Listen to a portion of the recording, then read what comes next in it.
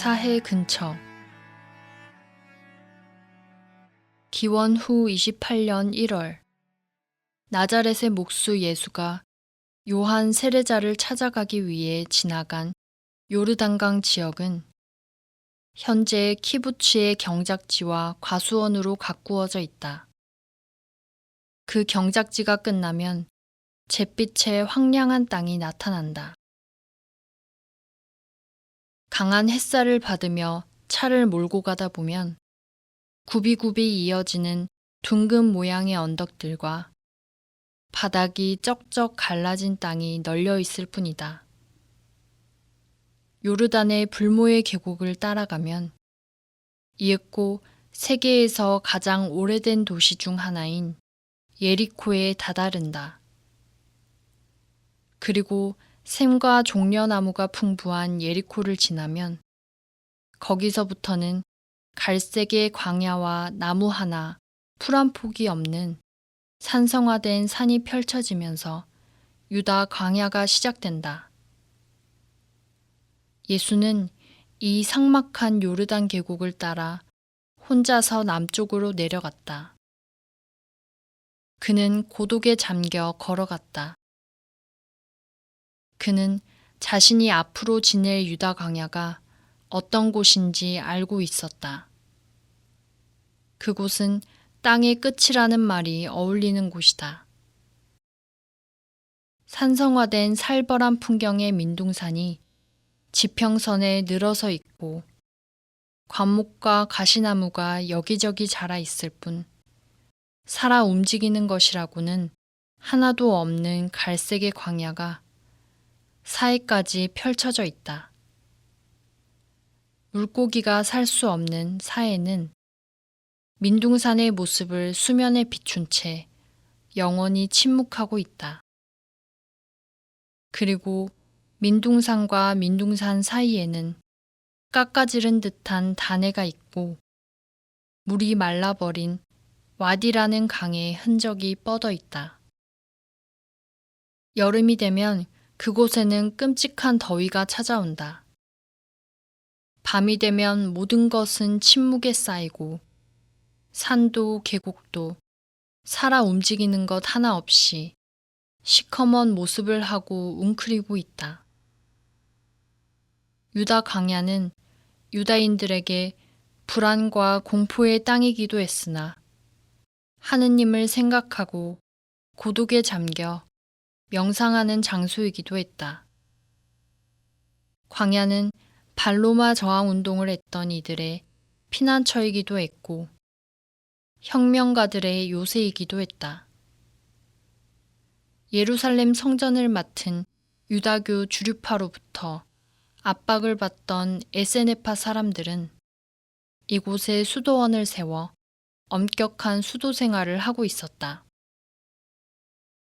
또한 예수 사후에 로마에 대해 반란을 일으킨 유다인들은 이 광야를 최후의 거점으로 삼기도 했다. 그리고 예언서에 따르면 언젠가 이 광야에 한 예언자가 나타나 사람들에게 하느님의 말씀을 전할 것이라고 했다. 나자렛을 떠난 예수는 아마도 약 3일간의 여정 끝에 예리코에 도착했을 것이다. 예리코는 세계에서 가장 낮은 위치의 도시로 해발 마이너스 258m에 자리하고 있다. 이곳은 이집트를 탈출한 유다인들이 가나안 땅을 찾아 헤매다 도착한 곳이다. 여호수아기에 의하면 그들은 이 도시를 습격하여 남녀노소를 구별하지 않고 사륙했으며 도시를 재건하고 정착했다. 황량한 유다 사막을 배후에 두고 있음에도 불구하고 이 지역은 각종 과실수가 우거진 오아시스로 예로부터 종려나무 성이라 불렸다. 예수는 예리코에 도착한 후 많은 이가 이 도시에서 그리 멀지 않은 요르단 강변에서 요한 세례자에게 세례를 받기 위해 기다리는 것을 목격했다. 그리고 그들 가운데 섞여 요한 세례자의 엄격한 모습을 대하며 그의 가르침을 듣고 세례를 받았다. 세례는 당시 유다교의 주류이자 귀족 사제 계급이었던 사두가이파나 그보다는 약간 대중적인 이미지였던 바리사이파에게는 없던 다소 특이한 의식이었다. 이 세례를 특별히 자신들의 입회의식으로 행했던 것은 유다교 주류파로부터 쫓겨나 유다 광야에서 고독한 생활을 하고 있던 에세네파 사람들이었다. 에세네파는 누구인가? 에세네파는 신약 성경에는 언급되지 않는 유다교 분파이다. 그들은 예루살렘 성전과 의회를 따르는 사두가이파와 바리사이파와 대립하여 쫓겨났고 사회 근처에서 엄격한 금욕과 기도 생활을 했다. 그리고 자신들만의 구세주가 오기를 기다렸다. 신약 성경은 무슨 이유에서인지 에세네파에 대해 전혀 언급하지 않는데 로마 제국 시대의 유다인 역사가 플라비우스 요세푸스를 통해 세상에 그 존재가 알려지게 되었다. 사해의 서쪽에 에세네파가 살고 있다. 고립 생활을 하는 그들은 세상에서 가장 특이한 사람들이다. 여자는 없고 돈을 소유하지 않으며 끼니로 대추야자를 먹는다. 에세네파는 1947년에 극적으로 발견된 사해 문서를 통해 알려졌다. 그해 이 지방에 사는 베두인족 양치기 소년이 무리를 떠난 양을 찾아 헤매다 유다 광야의 사해 부근에 있는 험한 산의 동굴에서 항아리를 발견했는데 그 안에 에세네파가 쓴 사본이 들어 있었던 것이다. 고고학자들은 이 부근에서 수도원의 흔적을 발견했는데 이것이 바로 쿰란 수도원이다. 이렇게 해서 에세네파 가운데 쿰란 공동체의 생활이나 조직, 교의가 점차 우리에게 알려지게 된 것이다. 학자들은 먼저 예수가 요한 세례자 공동체와 이 에세네파 사이에 어떤 관계가 있을 것으로 생각했다. 즉, 요한 세례자와 에세네파인 쿰란 공동체가 지리적인 활동 범위, 광야에서의 신비주의와 금욕생활, 그리고 하느님의 심판 예고라는 점에서 많은 공통점이 있다는 사실이 밝혀졌다. 특히 쿰란 공동체가 입회의식으로 세례를 베풀었다는 점이 밝혀지면서 요한 세례자가 이 의식을 그들로부터 계승한 것으로 추측하는 학자도 나오게 되었다. 물론 요한 세례자가 에세네파의 한 사람이었다고 비약할 수는 없지만 반대로 그에게 에세네파의 색채가 강하다는 사실도 부정할 수는 없다. 한 걸음 더 나아가 학자들은 예수와 쿰란 공동체 사이에 어떤 관계가 있는 것이 아닌가 하고 생각했다. 사해 문서 가운데에는 의로움의 교사라고 불린 쿰란 공동체의 통솔자에 관한 내용이 기록되어 있다. 이 의로움의 교사는 쿰란 공동체의 지도자이자 율법 학자였는데 예루살렘의 유다교 주류파로부터 박해를 받아 처형되었다.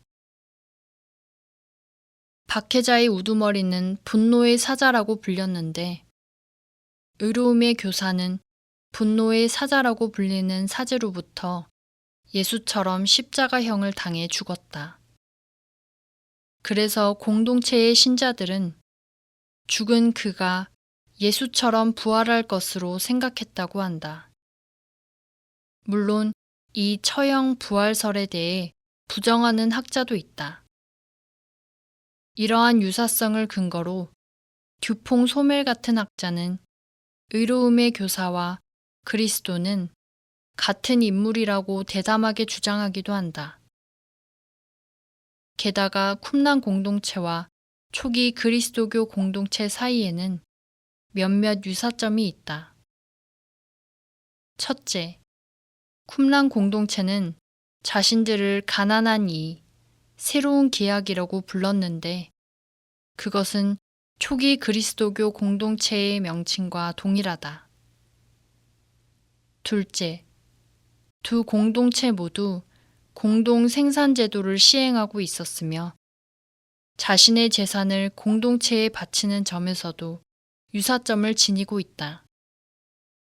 단지 쿰란 공동체에서는 재산의 공유가 의무적이었던 것에 반해 초기 그리스도교 공동체에서는 자발적 행위였다는 점이 다르다. 셋째, 두 공동체 모두 세례를 자신들의 표지로 하고 있다는 점이다. 여기에 차이가 있다면 쿰란 공동체의 세례는 단순하게 몸을 씻는 의식이다. 그리스도교에서 가지고 있는 생명의 재생이라는 중요한 의미는 내포되어 있지 않았다. 더욱이 이 의식은 매년 반복해서 스스로 행한다는 점에서 일생에 한 번인 그리스도교의 의식과는 차이점이 있다. 어떤 학자들은 예수나 그 제자들이 쿰란 공동체의 달력에 따라서 파스카나 그 밖의 축제를 지냈다고 주장하기도 한다. 물론 우리는 오늘날 쿰란 공동체의 지도자인 의로움의 교사가 예수이고 예수의 공동체와 쿰란 공동체가 같은 것이라는 주장에는 동의하기 어렵다. 하지만 사회 문서를 모국어로도 읽을 수 있는 오늘날에는 다음과 같은 의문이 떠오르는 것은 당연하다. 첫 번째, 예수는 당시 이미 유다 광야에서 생활하던 쿰란 공동체와 접촉했을까? 그리고 이 공동체에 대해 어떻게 생각했을까? 두 번째, 만일 예수가 에세네파와 접촉했다고 한다면 성경은 왜 그 사실을 기록하지 않았을까? 나자렛에서 겪었던 예수의 내적 갈증, 정신적인 갈증은 광야에서의 생활로 채워졌을까? 성경에 따르면 예수는 대략 기원 후 28년 2월경 요르단강에서 요한 세례자로부터 세례를 받는다. 요한 세례자 공동체의 세례는 쿰란 공동체의 입회의식인 세례와는 달리 요한 세례자가 베푸는 회개의식이었다. 에제키엘서에 너희에게 정결한 물을 뿌려 너희를 정결하게 하겠다 라는 말대로 그가 베푸는 세례는 영혼의 정화라는 의미였다. 예수는 세례를 받은 후에 다른 이들과 마찬가지로 잠시 이 공동체에 머물렀다. 그런데 요한 세례자는 자신이 사람들이 생각하는 구세주라고는 결코 이야기하지 않았다. 나는 그리스도가 아니다라며 그는 나는 이사야 예언자가 말한 대로 너희는 주님의 길을 곧게 내어라 하고 광야에서 외치는 이의 소리다 라고 대답한다. 그러고는 내 뒤에 오시는 분이신데 나는 그분의 신발끈을 풀어드리기에도 합당하지 않다 라고 했다.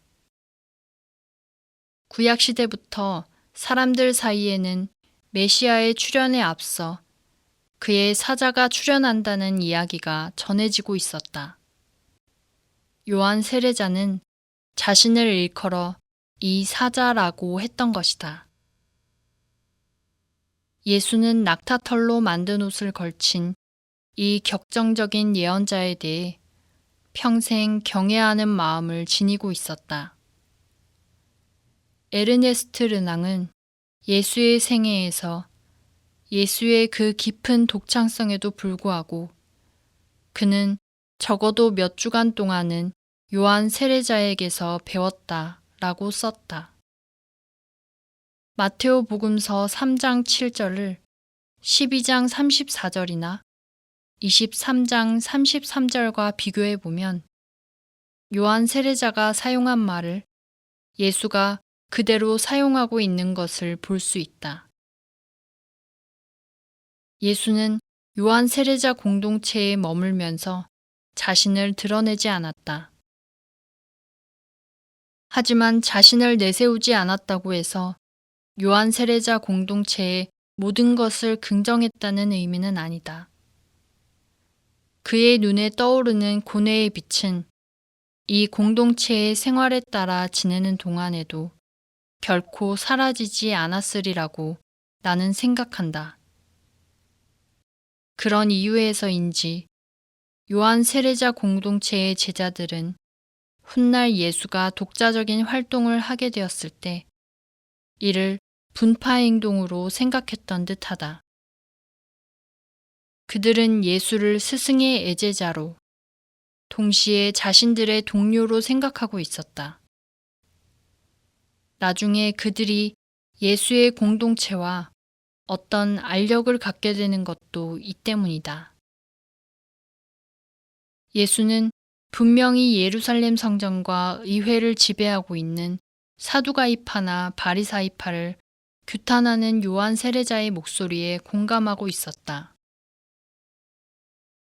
앞서 말했듯 사두가이파는 예루살렘의 귀족 사제들로 구성되어 성전을 관리하는 특권이 있었다. 그래서 이에 매달려 선조로부터 계승한 제의적 일만을 고집했고 이 때문에 민중과는 완전히 동떨어져 있었다. 그들은 유다 총독과 타협하며 자신들의 특권을 유지하기 바빴다. 바리사이파는 사두가이파보다는 민중과 가깝긴 했지만 율법 해석에 지나치게 매달렸다.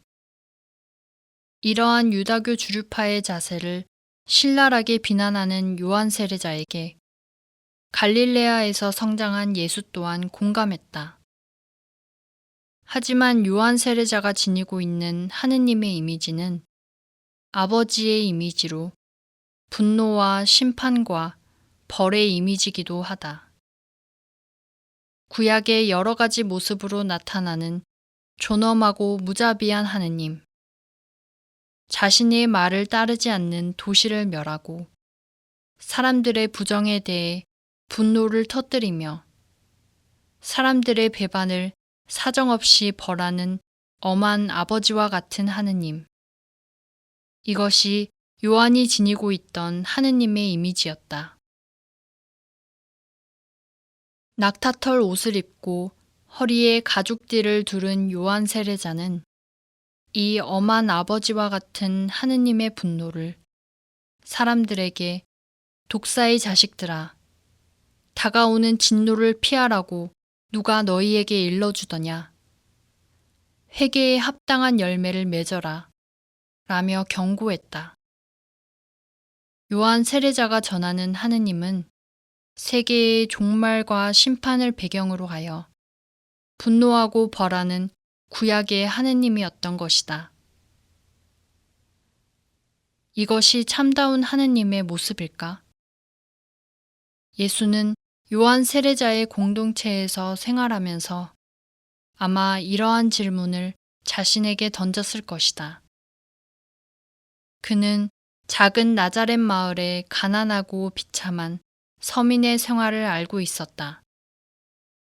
하루하루의 양식을 구하기 위해 흘리는 땀 냄새도 알고 있었다. 또한 생활을 유지하기 위해 어쩔 도리가 없는 이들의 나약함도 병자나 불구자들의 한탄도 잘 알고 있었다. 예수는 이러한 서민들이 추구하는 하느님이 분노하고 심판하고 벌하는 존재만은 아니라고 믿고 있었던 것이다. 어쩌면 그 당시 예수의 마음속에는 아직 이러한 하느님의 이미지가 뚜렷이 자리 잡지는 않았을지도 모른다. 하지만 그는 유다 광야의 밤하늘에 반짝이는 별들을 바라보면서 가슴속 깊은 곳에서 무언가 솟구쳐 오르는 것을 느꼈다. 그것은 요한 세례자가 지니고 있는 하느님의 이미지와는 다른 것이었다. 행복하여라 마음이 가난한 사람들. 하늘나라가 그들의 것이다. 행복하여라 슬퍼하는 사람들. 그들은 위로를 받을 것이다. 이는 머지않아 그가 갈릴레아 호수 근처의 산에서 사람들에게 들려줄 온화하고 어머니와 같은 신의 모태가 된다. 이러한 생각을 마음속 깊이 간직한 예수는 조용히 지내며 요한 세례자 공동체의 규약을 따르는 생활을 했다. 요르단강 근처의 산에서 40일 동안 단식과 기도 생활에 임했다. 예수가 사탄의 유혹을 물리쳤다는 성경의 이야기는 이때의 일이다. 성령께서는 곧 예수님을 광야로 내보내셨다. 예수님께서는 광야에서 40일 동안 사탄에게 유혹을 받으셨다. 이곳은 유혹의 산 혹은 콰란타나 산이라고 일컬어진다. 라틴말 콰란타나는 40을 뜻한다. 이 산은 석회질의 땅으로 다니엘 롭스 신부의 표현을 빌리면 독수리가 날아다니고 들개가 울부짖는 유다 사막에서도 가장 황량한 곳 중 하나이다. 인적을 전혀 느낄 수 없는 경치다운 경치는 전혀 없는 땅이다. 그런데 현지를 방문해 본 이라면 이곳이 어떤 곳인지 금방 알아차릴 것이다. 이곳은 에세니파의 쿰란 수도원이 발굴된 지점에서 그리 멀지 않은데 이에 대한 다니엘 신부의 다음과 같은 이야기는 귀 기울일 만하다. 마테오 복음서에 따르면 예수는 성령에 의해 광야로 인도되어 거기서 사탄의 유혹을 받았다고 한다.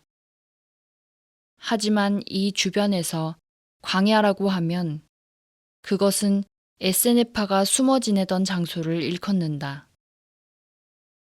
게다가 옛날부터 유혹의 장소라고 일컬어지는 곳은 쿰란 수도원에서 약간 북쪽의 단해 위쪽, 바로 사해사본이 발견된 부근이다. 만일 다니엘 신부의 이 주장이 옳다면 우리는 예수가 홀로 광야에서 수행했던 장소를 다름 아닌 에세네파의 쿰란 수도원이 있던 곳으로 볼 수 있다. 그리고 성경에 나오는 예수에 대한 악마의 유혹은 이 쿰란 수도원 가운데에서 일어난 사건을 근거로 해서 쓰였다고 상상할 수도 있다. 물론 성경 저자들은 에세네파의 존재뿐 아니라 쿰란 수도원에 관해서도 전혀 언급하지 않는다. 아마도 성경 저자들은 쿰란 수도원이 예수 사후에 일어난 유다 전쟁에서 반로마 저항 세력인 열혈당의 은신처로 이용되었기 때문에 신중한 태도를 취했을 것이다.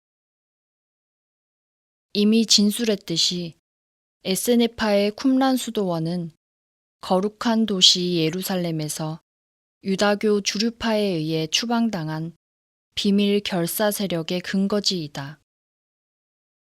이 수도원에서 생활하던 에세네파 사람들의 눈으로 볼 때 사두가이파와 바리사이파는 유다교의 본질을 잃고 로마와 타협한 세력이었다.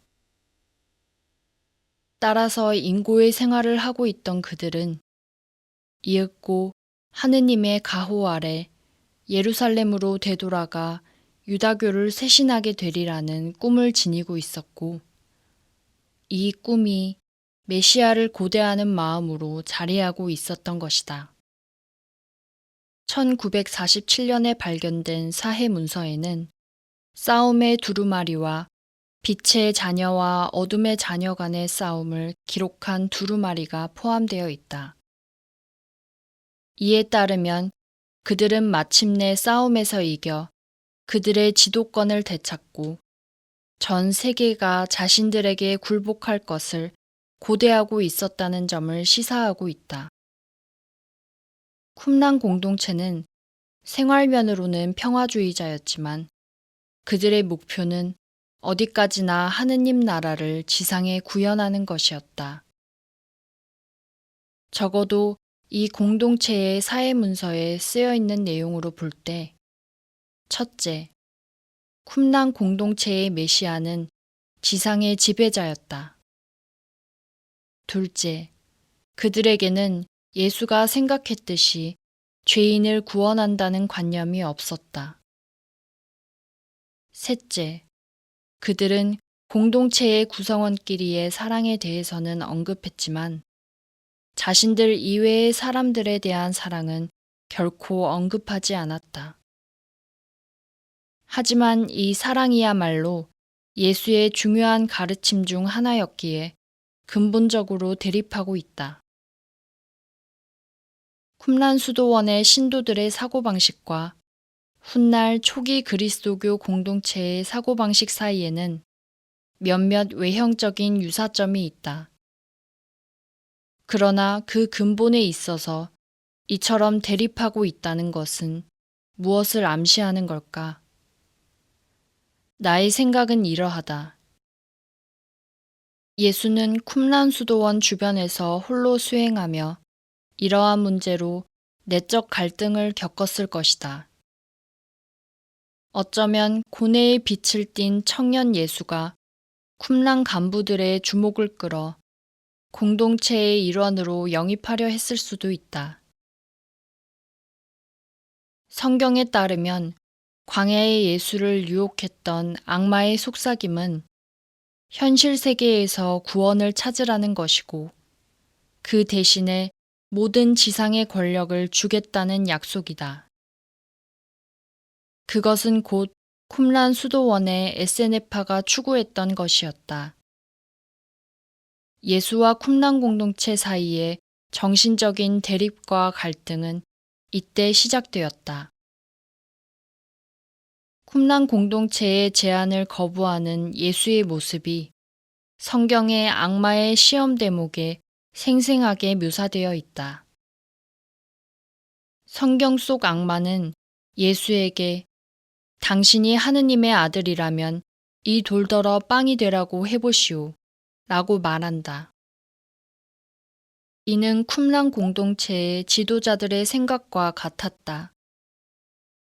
그들은 지상의 왕국이 어떤 구원의 말보다 유효하다는 생각을 가지고 있었다. 모든 권세와 영광을 당신에게 주겠소. 그들은 비로소 자신들의 본심을 털어놓는다.